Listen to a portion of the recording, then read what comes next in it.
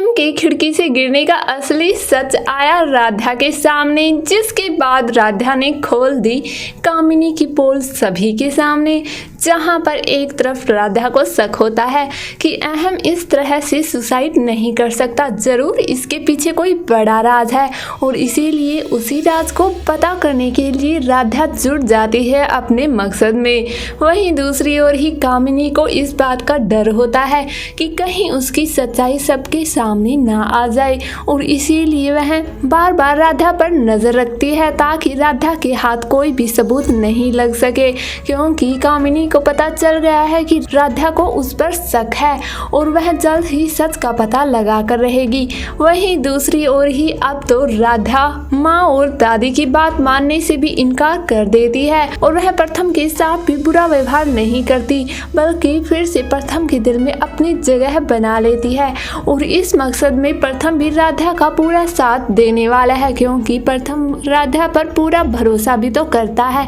और इसके बाद जब राधा के लाख कोशिश करने के बाद भी सबूत हाथ नहीं लगते, तब राधा को सिर्फ एक ही रास्ता समझ आता है कि वह कामिनी के मुंह से ही सच उगलवाए और इसीलिए वह कामिनी को नशा करवाने वाली है, क्योंकि वह ये तो समझ चुकी है कि कामिनी अपनी झूठी प्रेगनेंसी का नाटक करके माँ और दादी को अपनी बातों में फंसा रही है और उनसे अपना काम निकलवा रही है और वह प्रथम की जिंदगी में आना चाहती है। लेकिन राधा तो ऐसा हरगिज नहीं होने देगी और इसीलिए वह फैसला कर लेती है कि वो जल्द ही इस कामिनी नाम की मुसीबत को अपने परिवार के ऊपर से हटा कर रहेगी। इसी के साथ जब राधा हादसे के वक्त की बात को पता लगाने की कोशिश करती है, तब एकता को भी शक हो जाता है और एकता राधा से सवाल करती है कि तुम क्या सोच रही हो कि तुम मेरे पति अहम के ऊपर इल्ज़ाम लगा दोगी कि मेरे पति अहम और कामिनी का अफेयर चल रहा था,